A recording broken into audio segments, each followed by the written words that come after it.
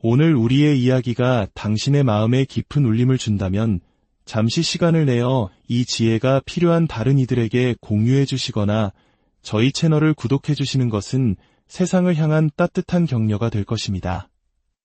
여러분의 삶에 진정한 평화와 자유가 깃들기를 기원하며 오늘의 여정을 시작하겠습니다. 여러분, 혹시 다른 사람들을 기쁘게 하기 위해 애쓰다가 나 자신이 누구인지 잊어버린 것 같은 기분을 느껴본 적 있으신가요? 거절하지 못해서 내키지 않는 부탁을 들어주고 난 뒤 밤새 이불 속에서 뒤척여본 경험은 없으신가요?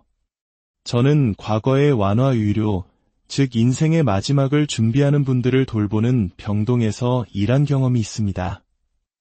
그곳에서 한 간호사가 임종을 앞둔 환자들과 나눈 마지막 대화들을 기록한 것을 보았습니다. 그들이 남긴 가장 큰 후회는 무엇이었을까요? 돈을 더 벌지 못한 것도, 더 큰 성공을 이루지 못한 것도 아니었습니다. 그들의 가장 깊은 후회는 바로 나는 나 자신으로 살지 못했다는 것이었습니다. 다른 사람들의 기대에 부응하느라 나답게 살 용기가 없었다는 고백이었습니다. 이것은 제게도 큰 충격이었습니다. 많은 사람들이 타인에게 인정받고 사랑받기 위해 자신의 진짜 감정과 욕구를 억누르며 살아갑니다. 우리 한국 문화에서 눈치라는 개념과도 깊이 연결되어 있죠. 관계의 조화를 위해 혹은 미움받을 용기가 없어서 우리는 얼마나 자주 아니오라고 말해야 할 순간에 침묵하거나 억지로 미소를 지었을까요? 자, 그래서 오늘 여러분께 첫 번째 질문을 드리고 싶습니다. 당신의 인생에서 그것이 직장이든 가족 관계든 친구 사이든 아니오라고 말하기를 어려워하는 영역은 어디입니까? 잠시 눈을 감고 솔직하게 떠올려 보십시오. 아마 많은 분들이 고개를 끄덕이고 계실 겁니다. 그것은 저에게도 오랫동안 매우 어려운 문제였습니다. 직장과 개인적인 삶, 양쪽 모두에서 말이죠. 그렇다면 두 번째 질문으로 넘어가 보겠습니다. 그렇게 아니오라고 말하지 못했을 때 그 결과는 당신에게 어떤 영향을 미쳤습니까? 어떤 대가를 치렀나요? 아마도 극심한 정신적, 육체적 소진을 경험했을 것입니다. 내 시간과 에너지를 모두 빼앗긴 듯한 탈진 상태, 마음속 깊은 곳에서부터 차오르는 억울함과 분노. 그리고 이런 감정적 스트레스는 면역 체계를 약화시켜 잦은 감기나 심각한 질병으로 이어지기도 합니다. 우리가 무심코 내뱉지 못한 그 작은 아니오, 한마디가 실제로는 우리 몸과 마음에 중대한 경고 신호를 보내고 있었던 것입니다. 흥미로운 사실이 있습니다.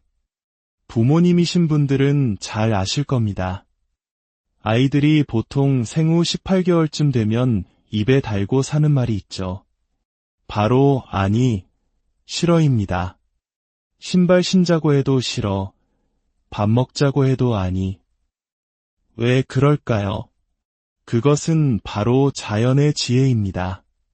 자연은 우리가 건강한 자아를 형성하기 위해 자신만의 경계선, 즉 울타리가 필요하다는 것을 압니다. 아이가 말하는 아니오는 바로 그 작은 울타리입니다. 그 울타리 안에서 아이는 자신만의 의지와 선호를 안전하게 발전시켜 나갑니다.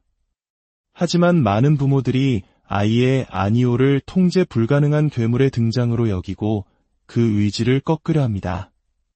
그 결과 우리는 아니오라고 말하는 법을 잊어버린 어른들로 성장하게 됩니다. 이제 세 번째 질문입니다. 당신이 아니오라고 말하지 못하는 그 행동 뒤에 숨어있는 당신의 믿음은 무엇입니까? 그 깊은 곳에는 어떤 이야기가 자리 잡고 있나요? 아마도 이런 믿음일 겁니다. 만약 내가 거절하면 사람들은 나를 싫어할 거야. 나는 버림받을 거야. 정말 그럴까요? 한번 상황을 반대로 생각해 봅시다. 만약 당신이 밤새 아픈 가족을 돌보느라 잠을 한숨도 못 잤는데 제가 다음날 아침 커피를 마시자고 연락했다고 가정해보죠. 당신이 저에게 정말 미안하지만 오늘은 너무 피곤해서 쉴게요 라고 말한다면 제가 당신을 거절하고 미워할까요? 오히려 당신의 상황을 이해하고 걱정하며 존중할 것입니다. 하지만 당신은 거절당할 것을 두려워합니다. 이것은 무엇을 의미할까요? 바로 당신의 어린 시절에 순종하고 착해야만 사랑받고 인정받을 수 있다는 메시지를 깊이 내면화했다는 뜻입니다. 그것은 당신의 본성이 아닙니다. 그저 그렇게 프로그래밍된 것일 뿐입니다. 네 번째 질문은 바로 그 프로그래밍의 근원을 찾아가는 여정입니다. 나는 이 믿음을 어디서, 누구에게서 배웠는가? 당신의 삶을 천천히 되짚어 보십시오. 그리고 마침내 가장 중요한 5번째 질문에 도달합니다. 만약 거절하면 버림받을 것이라는 그 믿음이 없다면 당신은 어떤 사람이 될까요? 아마 그 답은 한 단어일 겁니다. 나 자신 혹은 자유. 그렇습니다. 당신은 비로소 진짜 당신 자신이 되고 진정한 자유를 얻게 될 것입니다.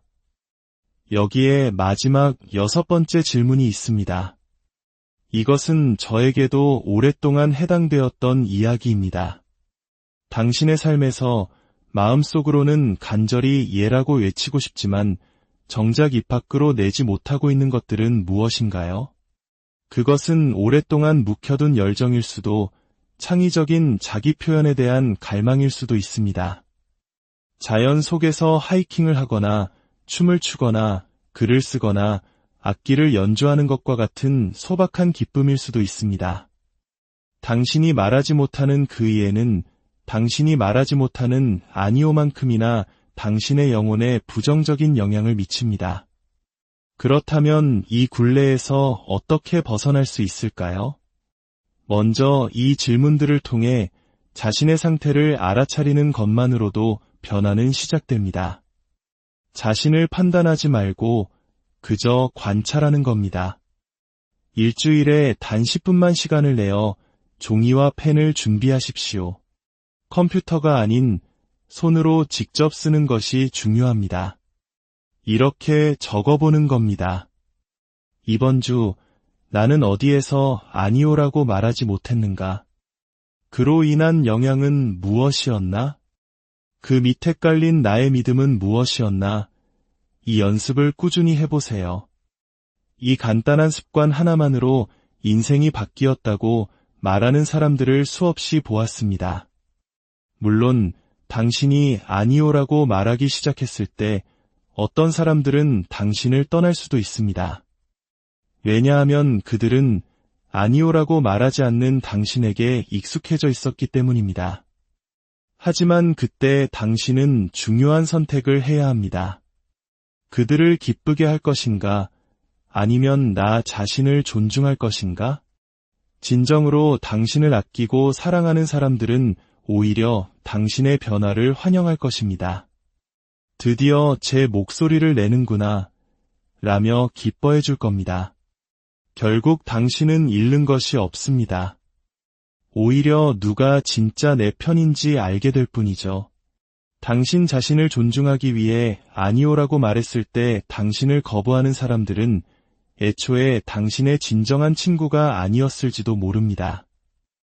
이 모든 과정은 결국 자존감의 문제로 귀결됩니다.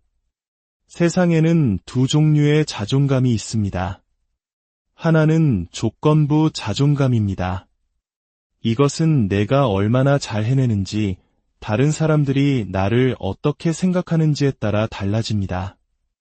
좋은 대학, 좋은 직장, 높은 연봉, 사회적 성공, 이런 외부 조건에 따라 자존감이 롤러코스터를 타는 것이죠.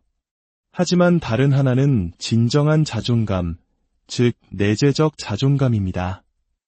이것은 나는 내가 무엇을 할 수 있든 없든 그 자체로 가치 있는 존재다 라고 말하는 것입니다. 오늘날 우리 사회, 특히 대한민국 사회는 어떻습니까? 우리는 성공을 숭배하고 외적인 성취를 끊임없이 강요합니다. 학교에서부터 아이들을 끊임없이 평가하고 줄을 세웁니다.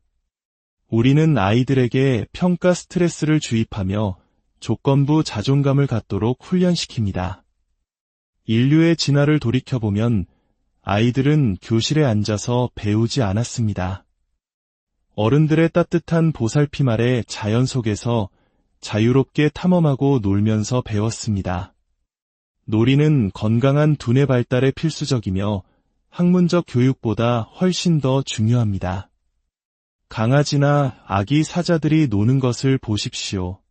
그들은 놀이를 통해 세상을 배우고 생존 기술을 익힙니다. 우리는 순서를 완전히 거꾸로 하고 있습니다. 아이들의 자발적인 발달과 호기심을 키워주기보다 학업 성취와 평가를 앞세웁니다. 아이들이 자연 속에서 마음껏 뛰어놀게 하고 부모와 깊은 유대감을 형성하도록 도와야 합니다. 그럴 때 아이들은 세상에 대한 자연스러운 호기심을 키우고 역사, 과학, 예술을 스스로 배우고 싶어하게 될 것입니다. 스마트폰과 소셜미디어가 또래 집단의 인정을 갈구하게 만드는 시대일수록 부모와의 단단한 연결고리가 아이의 진정한 자존감을 지켜주는 다이 됩니다. 저 역시 40대가 되어서야 제 삶이 제대로 작동하지 않고 있음을 깨달았습니다. 사회적으로는 성공했지만 마음은 소외감과 우울함으로 가득 차 있었습니다. 그때부터 저 자신에게 이러한 질문들을 던지기 시작했고 그 과정은 지금도 계속되고 있습니다. 오늘의 이야기가 끝날 무렵 당신의 마음속에 작은 울림이 있기를 바랍니다. 당신은 다른 사람의 기대를 위해 존재하는 사람이 아닙니다. 당신은 당신 자신의 삶을 살기 위해 이 세상에 왔습니다. 진정한 당신의 목소리를 내는 것을 두려워하지 마십시오. 당신의 아니오는 관계의 끝이 아니라 건강한 관계의 시작을 알리는 신호입니다. 당신의 예는 당신의 영혼을 살찌우는 양식이 될 것입니다. 당신은 그 자체로 충분히 가치 있고 소중합니다.